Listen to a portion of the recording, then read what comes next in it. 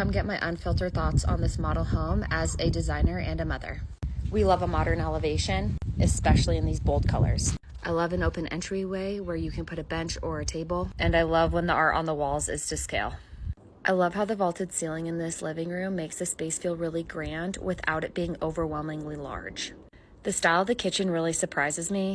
It leans more traditional when the elevation outside is so modern. Although the windows in this kitchen are really nice, it doesn't leave a lot of space for upper cabinets. Glad to have soft closed drawers though. 2 dishwashers, 10 out of 10.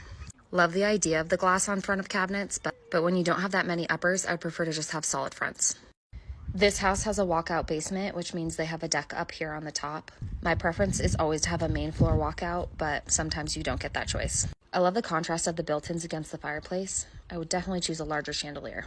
The primary bedroom is on the main floor in this house. I personally like when everyone sleeps on the same floor, but maybe my mind will change as my kids get bigger. I love the trim on the walls in here. That's usually not offered in a home like this. Not sure how I feel about the art above the bed though. I think a bench would have been better in front of the bed than 2 chairs. This bathroom doesn't have a door. You could upgrade and get a barn door, and we all know how I feel about that. The tile on this floor, I would not personally choose to put in a primary bathroom. It reminds me of something from PB Teen.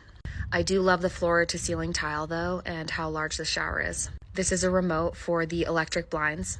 The home probably wanted to show that they have them, but turned them off. There's a rain head in the shower, 10 out of 10. I will always take additional storage. Yes, please. This is a really good size closet. It's almost like it could be another room. We're gonna head back to the front of the house to see the mudroom / laundry room. I love the large closet up here that you can use for the mudroom, but also hang your guests' coats, as well as having the half bath between the garage and the front door. This mudroom feels like a really good size. It doesn't feel like your laundry would interfere with your entry and exit. This is where you'd enter the garage. This next room is technically a bedroom, but they staged it as an office. It has a great walk-in closet, a good sized bathroom. Still no drawers in that vanity though, and I'd recommend top-down blinds for those windows. I'll start working on the upstairs and post it later.